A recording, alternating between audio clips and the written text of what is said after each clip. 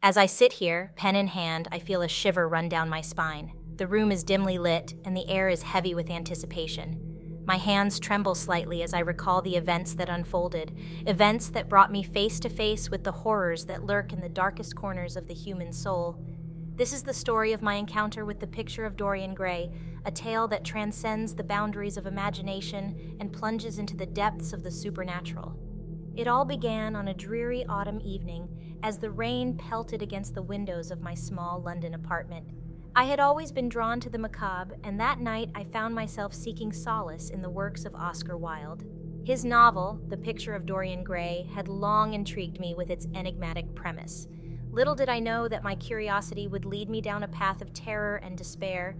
As I delved into the pages of the book, I became enthralled by the tale of Dorian Gray, a young man who, in his pursuit of eternal youth and beauty, made a Faustian bargain.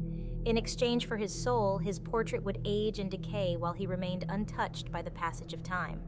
The concept was captivating, but little did I know that the essence of the story would soon become a haunting reality in my own life. One evening, as the clock struck midnight, I heard a knock at my door. Startled, I made my way to the entrance, my heart pounding in my chest. When I opened the door, I found a mysterious package lying on the doorstep. There was no return address, no indication of its origin. Intrigued and fueled by a mixture of curiosity and trepidation, I brought the package inside and carefully unwrapped it. To my astonishment, I discovered a portrait, wrapped in a dark cloth. The painting depicted a young man of extraordinary beauty, his features almost ethereal. I marveled at the lifelike quality of the portrait, as if it were a window into a realm beyond our own. Yet there was something unsettling about the painting, a hint of malice lurking beneath its beauty. As the days passed, the portrait exerted an inexplicable hold on me. Its presence seemed to cast a malevolent shadow over my home, filling the air with an oppressive weight. I found myself unable to tear my eyes away from the painting, its twisted smile and piercing gaze haunting my every waking moment. Sleep became elusive, my dreams plagued by nightmarish visions that mirrored the degradation of the portrait. One night, unable to bear the torment any longer, I made a decision. With trepidation, I ventured into the attic and retrieved a dusty old frame. With trembling hands, I carefully removed the painting from its original frame and placed it within the new one. The moment I did, an otherworldly chill swept through the room, as if the very essence of evil had been unleashed. As I stood there gazing at the transformed painting, I realized with horror that the portrait had changed. The once youthful and beautiful visage now bore the marks of decay and corruption. The eyes, once filled with life, now stared back at me with a vacant, soulless gaze.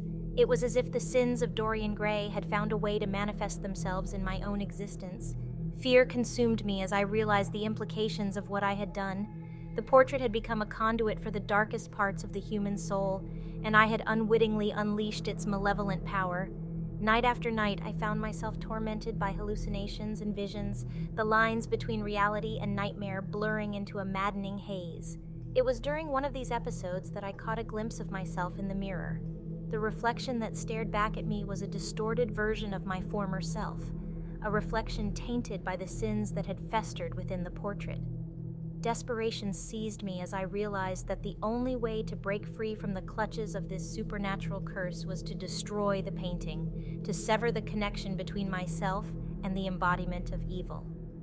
Armed with resolve and a sense of impending doom, I embarked on a perilous journey.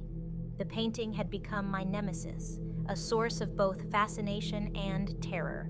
I traveled to the most remote corners of the earth, seeking out the help of spiritual guides and occult experts.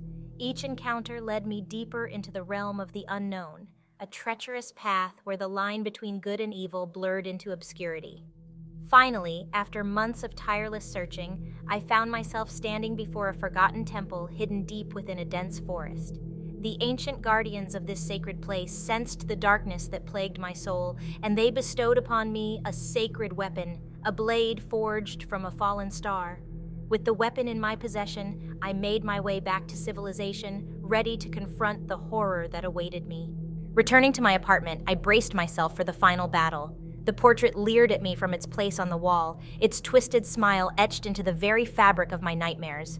With a trembling hand, I raised the blade high above my head and brought it down upon the painting, the force of the blow shattering the frame and splintering the canvas. A blinding light filled the room as a surge of energy coursed through my veins. The weight that had burdened my soul for so long lifted, leaving behind a sense of liberation and triumph. As the light subsided, I found myself standing amidst the wreckage of the portrait, the remnants of evil scattered across the floor. I had emerged victorious, but the scars of the ordeal would forever be etched into my consciousness. The horrors I had witnessed, the darkness I had confronted, would forever haunt my thoughts and dreams. The Picture of Dorian Gray had become more than a mere novel. It had become a testament to the capacity for evil that resides within us all. As I sit here, pen in hand, I reflect upon the journey that brought me to this moment. The experience has forever changed me, leaving me with a newfound awareness of the fragility of the human soul. The portrait may have been destroyed, but the memory of its malevolence lingers, a constant reminder of the darkness that resides within us all.